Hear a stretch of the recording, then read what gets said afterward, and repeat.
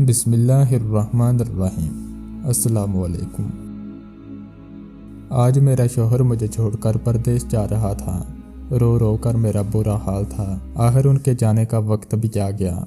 मैं दरवाजे पर खड़ी थी जब वो मुझे हाथ हिलाकर चले गए। मैं अकेली रह गई थी। मेरी सास ने उसी वक्त मुझे मेरे बालों से पकड़कर घसीटा और अंदर कमरे में ले गई। पागल हो गई है क्या? अपने शौहर के जाने पर ऐसे नहीं रोते, ये नहुसत की अलामत होती है। चुप करके बैठो, वरना पता नहीं मेरे बेटे का सफ़र कैसे गुजरेगा। सास ने मुझे डांट दिया। मैं अपने कमरे में चली गई।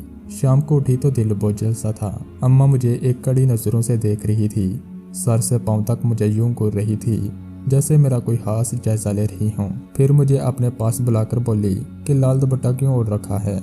ये तो सुहागनें ओढ़ती हैं। तेरा शौहर परदेश चला गया है, यह दुपट्टा उतारो और जाकर काली चादर ओढ़ लो। अच्छा नहीं लगता? तेरा शौहर परदेश में है तो तू किसके लिए तैयार हो गई है? सास की बात सुनकर मेरा दिल परेशान हो गया। भला मेरा शौहर परदेश गया था, खुदा न खास्ता मैं बेवा तो नहीं हुई थी, मगर सास की जिद की वजह से मुझे उनकी यह बात भी मानना पड़ी। मैं अपने कमरे में गई और अलमारी से काले रंग की चादर निकालकर ओढ़ ली। मुझे ये रंग पसंद नहीं था, सिर्फ मोहसिन की जिद पर मैं कभी कभी पहन लेती थी, मगर आज मुझे यह हमेशा के लिए पहनना पड़ रहा था। चादर ओढ़कर मेरा दिल इस कदर परेशान हुआ कि मैं अपने कमरे में लेट गई। मेरी सास मुझे आवाज़ें देने लगी। मैं तो भूल ही गई थी कि घर का सारा काम भी मेरे जिम्मे था। अगले दिन की रात तक मैं बहुत थक चुकी थी। मैंने दिल में सोच लिया था कि अब यहाँ नहीं रहूंगी। खैर मैं रात भर यही सोचती रही।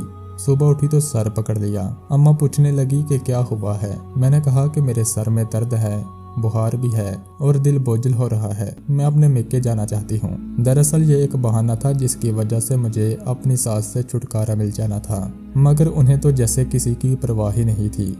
अरे मामूली सा बुखार है, शाम तक उतर जाएगा, ना उतरा तो फिर किसी डॉक्टर के पास ले जाऊंगी। सास ने मुझे तसल्ली दी। मगर अम्मा मुझे अपने मेके जाना है, मैं अब्बू से मिलना चाहती हूँ और दिल का बोझ भी हल्का हो जाएगा। क्यों भाई, तेरे दिल पर कौन सा बोझ है? उन्होंने मेरा जैसे मजाक उड़ाया। हम भी तो अपने मियाँ से 2-2 साल दूर रहते थे। सास जैसे मुझसे अपने गमों का बदला ले रही थी। मैं परेशान खड़ी थी कि उन्होंने मेरा कंधा थपथपाया और मुझे चारपाई पर बैठने का कहा। मैं बैठी तो सास ने मुझे ताकीद की कि मैं वहां से एक कदम भी ना हिलूं। मैं बैठी रही। सास अंदर से एक काले रंग की बोतल ले आई और मुझे चारपाई पर लेटने का हुक्म दिया। अब न जाने कौन सा हकीमाना इलाज होने वाला था, मैंने दिल ही में सोचा। सास ने काले रंग की बोतल से थोड़ा सा तेल निकाला और मेरे सर पर लगाने लगी। तेल अजीब सा था, मुझे बहुत सख्त जलन हो रही थी। सर के बालों में जैसे किसी ने तेजाब डाल दिया हो। अम्मा ने मेरा सर दबाना शुरू कर दिया और साथ ही सर की मालिश भी शुरू कर दी। अब तुझे आराम आ जाएगा। ये ऐसा तेल है जिसे 8 दिन लगाने से ही तबीयत बेहतर हो जाती है। मेरे घर में पहले ही इस्तेमाल होता था, बल्कि हमारी सास भी हमें यही लगाया करती थी। अब मैं बेबस होकर बैठ गई थी। बहाना तो कर लिया था, मगर बुरी तरह फंस गई थी। इस कड़वे तेल की मालिश करवाना मुझे बहुत बुरा लग रहा था। खैर आधे घंटे के बाद सास ने मल मल कर मेरा सर छोड़ा था। तभी दरवाजे पर दस्तक हुई। मैंने दरवाज़ा खोला तो सामने एक औरत खड़ी थी। ये मेरी सास से रोजाना मिलने आती थी। उसे देखते ही अम्मा खुश हो गई और बोली, आजा नसरीन, मैं तेरा ही इंतजार कर रही थी। देखो मेरी बहू के सर में सख्त दर्द था। मैंने उसे मालिश की तो ये सही हो गई है। अम्मा नसरीन को बड़े मायनेहेज अंदाज में देख रही थी। बहरहाल मैं अंदर कमरे में चली गई।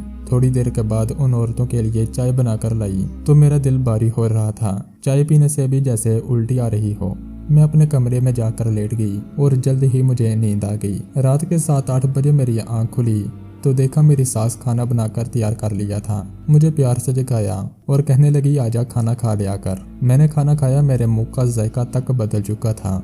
उस तेल ने तो मेरी तबीयत ही बोझल कर दी थी। बहरहाल मैंने खाना खा लिया तो हैरियत मुझे तब हुई जब मेरी सास ने मुझे कहा कि तू जाकर अपने कमरे में सो जा। हालांकि ऐसा अमूमन नहीं होता था। वो मुझे अपने पाँव दबाने का कहती, कभी सुबह के बर्तन धोना होते थे, मगर आज मेरी सास का मेहरबान रवैया मेरी समझ में नहीं आ रहा था। खैर मैं अपने कमरे में आकर सो गई। मुझे इस तरह नींद आई जैसे किसी को नशा पिलाया गया हो। सुबह तक मैं सोती रही, मुझे अपना होश भी ना रहा। सुबह उठी तो मेरा सर भारी था, मुझसे चला भी नहीं जा रहा था। मैंने अपनी सास से कहा कि अम्मा जी, आपने तो मुझे सही करने के लिए ये तेल लगाया था, मगर इसने मेरी हालत खराब कर दी है। मुझसे चला भी नहीं जा रहा, तबीयत बोझल हो गई है। अम्मा ने हंसकर कहा, अरे बेटी 7-8 दिन के बाद ही ये तेल असर करेगा। अभी तो तेरी तबीयत खराब है, क्योंकि इस तेल की वजह से शुरू में ऐसा ही होता है। सास की बात पर मैं मुतमिन तो हो गई, मगर मुझे अजीब सा लग रहा था। अगली रात फिर मेरी तबीयत ऐसी ही होगी। मैंने सोचा इस मालिश से छुटकारा पाने का यही तरीका है कि मैं अपनी सास की तेल वाली बोतल ही छुपा दूं। चुनाचा मैंने ऐसा ही किया। शाम को वो अपने किसी काम से बाहर गई तो मैंने वो तेल की बोतल लेकर अपने कमरे में छुपा दी। अगर ज्यादा हंगामा किया तो बता दूंगी कि अब मुझसे बर्दाश्त नहीं होती ये रोज की अजियत। तभी मैंने तेल तो छुपा दिया, मगर सास ने आकर रात को तेल ढूंढना शुरू कर दिया। बोली तेरी मालिश करने से कबल ही गुम हो गया है। मैंने भी लाइल्मी का इजहार किया। तभी अम्मा ने इस कदर शोर मचाया कि सारा घर ही सर पर उठा लिया। उस वक्त मुझे अजीब सा लगा, अम्मा को मेरे सर की दर्द से इतनी भी क्या गर्ज। अगर मेरी सास का रवैया मेरे साथ बेहतर होता तब भी मैं उनकी बात को मान सकती थी, लेकिन उनका रवैया भी ऐसा था कि उनसे इतने भलाई की तवक्को रखना गैर मामूली सी बात थी। मैं जो पहले इरादा किए बैठी थी कि गमलों के पीछे से तेल की बोतल निकाल दूंगी, अब मैंने अपना इरादा बदल लिया, क्योंकि मुझे सारी रात नींद आई रहती, सुबह बोझल आंखें होती। ऐसे इलाज की क्या जरूरत थी जिसकी वजह से मेरी तबीयत और खराब हो। उस रात मैं अपने कमरे में गई तो सास ने मेरे कमरे से बाहर का दरवाजा बंद कर दिया, बल्कि उसे ताला ही लगा दिया। मुझे हैरत हुई कि आज मुझे नींद नहीं आ रही। थोड़ी देर गुजरी कि मुझे बाहर से कुछ लोगों की आवाजें भी आने लगी। ये आवाजें जैसे सरगोशियों की थी। मैंने अपने कमरे का पंखा बंद किया और उन आवाजों को गौर से सुनने लगी। मुझे कुछ घसीटने की आवाजें भी आ रही थी, जबकि 2-4 आदमी एक साथ थे। मेरी सास न जाने उनको क्या कह रही थी। पूरे घर में अंधेरा था। मैंने सोचा कि जरूर मेरी सास का कोई रिश्तेदार होगा, लेकिन रिश्तेदार होता तो यूं चोरी छुपके आकर मिलने की क्या जरूरत थी। सामने भी तो मिल सकता था, यानी दिन के वक्त, मगर ये रात को ही क्यों आए। अब तो मेरा शक और भी पक्का हो गया था। सुबह उठी तो मैं तरोताज़ा थी, मेरी तबीयत जरा भी खराब नहीं थी। मेरी सास ने मुझे देखा तो बोली रात को तो सो गई थी ना। जी अम्मा जी सो गई थी, लेकिन मैं जानती हूँ कि तेरी तबीयत खराब रहेगी। मैं आज ही तुझे नसरीन के पास लेकर चलूंगी। तुम तो जानती हो वो कितनी माहिर है, उसे हर किस्म की औरतें दवा लेने आती हैं, चाहे वो बीमार हों या तंदुरुस्त। मेरी सास ने मुझे समझाया, मगर मैं जानती थी कि नसरीन की माँ महज एक नीम हकीम के सिवा कुछ भी नहीं, इसलिए मेरा उसके पास जाने का कोई इरादा नहीं था। नहीं अम्मा, अब मैं बिल्कुल ठीक हूँ, कोई ज़रूरत नहीं वो कड़वा तेल लाने की। मैंने मुंह बसोरते हुए कहा, अरे तुझे क्या पता कि तू सही है या नहीं। आज मैं तेरा इलाज करवाऊंगी, तू फिक्र नहीं कर, शाम को तैयार रहना। अम्मा की बात सुनकर मैंने अपना सर पकड़ लिया। अरे अम्मा मैं सही हूँ, मुझे इलाज नहीं करवाना, खुदा के लिए मेरा पीछा छोड़ दो। मुझे गुस्सा आ गया, मेरे साथ जुबान न चला, वरना तेरे शोहर को परदेश में बता दूंगी कि तू मेरी बात नहीं मानती। बस यही मेरी एक कमजोरी थी और इसका अम्मा फ़ायदा उठाती थी। शाम को मैं तैयार होगी। मेरी सास ने भी तैयारी पकड़ी और हम नसरीन की माँ शाजिया के पास ही चले गए। शाजिया एक हकीम के तौर पर मशहूर थी, मगर सच तो यह है कि मुझे उन दवाओं पर बिल्कुल भी यकीन नहीं था। अम्मा ने उनके सामने मेरा मसला बयान किया और कहने लगी, मुझे वही तेल दे दो जो तुमने पिछली बार दिया था। अम्मा की बात सुनकर उसने कुछ लम्हे के लिए सोचा और फिर एक लड़की को आवाज़ दी जो उसी तरह की काली शीशी लेकर अम्मा के पास आ गई। अम्मा ने वो शीशी दे ली और नसरीन की माँ का शुक्रिया अदा किया और फिर मुझे लेकर घर आ गई।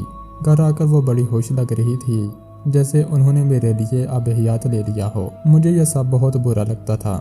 मैंने भी दिल में ठान ली थी कि आज कुछ भी हो जाए अपनी सास को ये तेल अपने सर पर नहीं लगाने दूंगी। मैंने भी अपने से कर दिखाई। सरसों के तेल में काली स्याही मिला दी और उस बोतल में डालकर वह तेल पौधों में जा गिराया। सास को शक भी नहीं गुजरा कि मैंने बोतल से तेल तब्दील कर दिया है। रात को हस्ब मामूल उन्होंने मुझे अपने पास बुलाया और मेरे सर की मालिश करने लगी। जब मालिश मुकम्मल होगी तो मुझे थपथपाते हुए बोली, जाकर अपने कमरे में सो जा, 7 दिन बाद तेरी तबीयत बेहतर हो जाएगी। हालांकि मुझे कोई बीमारी नहीं थी। खैर मैं वापस अपने कमरे में आ गई। मुझे नींद नहीं आ रही थी, मैं बिल्कुल भी बोझल नहीं थी, जबकि तेल की मालिश के बाद मेरा सर भारी हो जाता था। थोड़ी देर लेटे रही, तभी मुझे लगा कि जैसे वही आवाजें आज भी आ रही हैं। आज मेरा दरवाज़ा बंद था। चूँकि सास को यकीन था कि मैं सो गई हूँ, इसलिए उन्होंने दरवाज़ा बाहर से बंद नहीं किया था। जब आवाज़ें बढ़ गई तो मैंने उठकर दरवाज़ा खोला और अपने कमरे से बाहर आ गई। देखा तो ये आवाज़ें मेरी सास के कमरे से आ रही थी। मैं उस तरफ को बढ़ी। मुझे ये देखकर हैरत हुई कि 2 लड़के मेरी सास के कमरे में बैठे थे और वो उन्हें मेरे जहेज के बर्तन और देखकर चीज़ें थमा रही थी। लड़कों ने अपने चेहरे ढांप रखे थे। उफ खुदाया, ये तो मेरे जहेज का सामान है। ये सोचते ही मुझे चक्कर आ गए।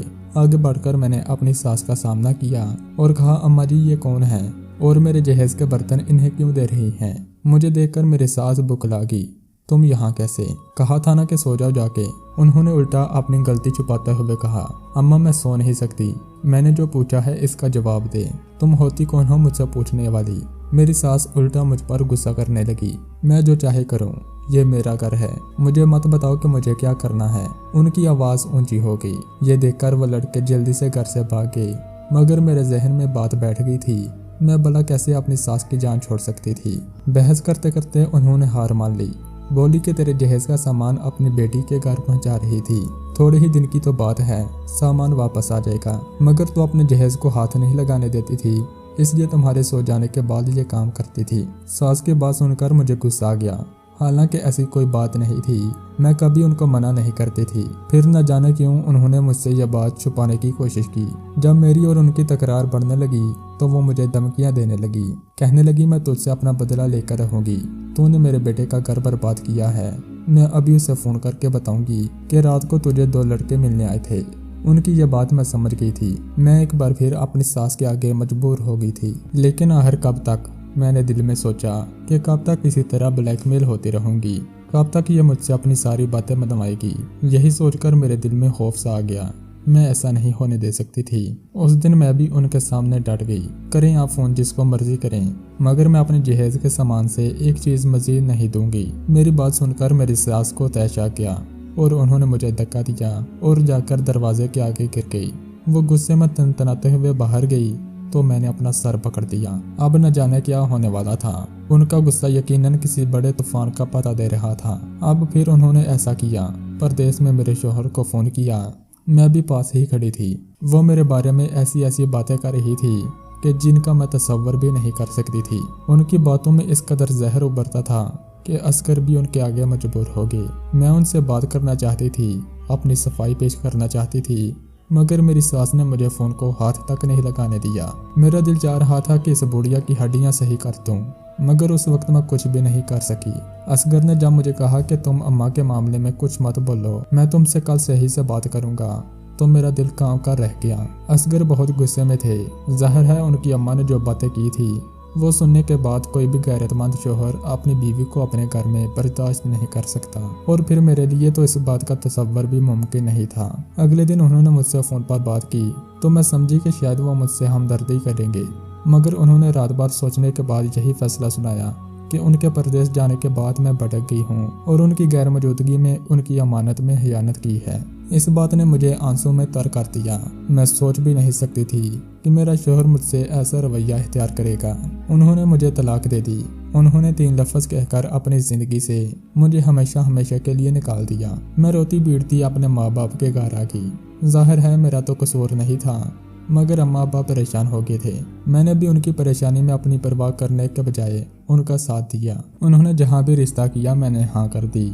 माँ बाप की रजामंदी का फल मुझे ये मिला कि मेरी शादी एक माकूल इंसान से हो गई। एक दिन मुझे अपने मोहल्लेदार औरत मिली। बातों बातों में मैंने उससे अपनी सास का जिक्र किया।